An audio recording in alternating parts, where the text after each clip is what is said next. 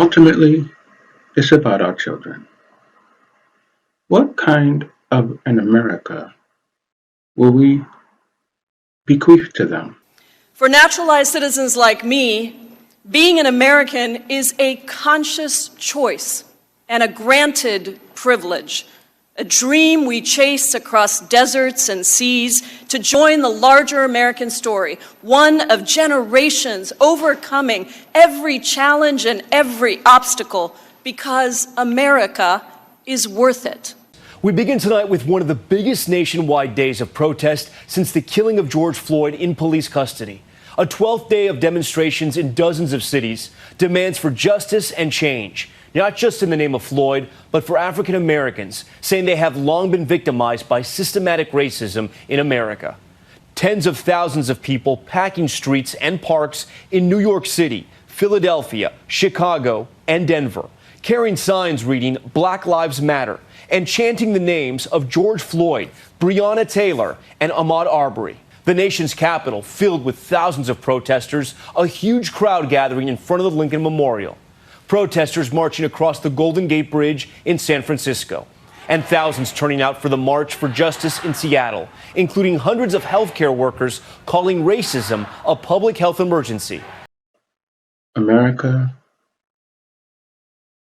needs significant and important structural change.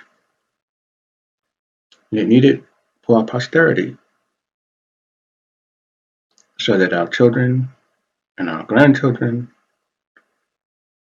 will look back on our generation with pride. Holding on tight. For things to happen in a society, it takes all of us, and this is his part that is playing.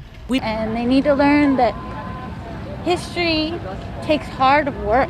Heather Gerald is from Minnesota and says George Floyd's death there was eye-opening for her. Even though I thought I was educated, I was not, and there's a lot of work to do. And you know, we can do all this while also doing what is necessary for ourselves.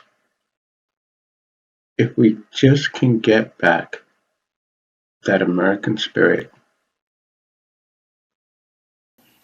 Why? What's so different about this shining city upon a hill? It is 3 words: we the people.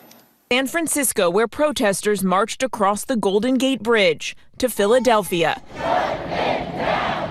and Chicago. Tonight, thousands taking to the streets calling for an end to police brutality and systemic racism. In Washington, D.C., the largest crowds yet, tens of thousands of people marching from the Capitol and the Lincoln Memorial. America is a bold vision rooted in a fragile idea of a democracy in which power is derived not from the bloodlines of monarchs, but from the votes of people. I say a new Americanism is what we need. And that's what this is doing. It's teaching people about other things and showing them where the change needs to be made. Just the conversations that are happening right here. Conversations that are happening, absolutely. The question for America is, what do we believe in? The question for Pennsylvania is, what are we going to help America to become? We are a resilient people, a creative people, an entrepreneurial people, a people that believes in family, in faith, a people who believe in liberty, individuality, equality. We hold these truths to be self-evident, that all men are created equal, that they are endowed by their Creator with certain inalienable rights, and among these are life, liberty, and the pursuit of happiness. And that really is what we all want, that each generation will build for the next generation that same America that Ben Franklin gave us, that shining city on the hill called the Constitutional Republic.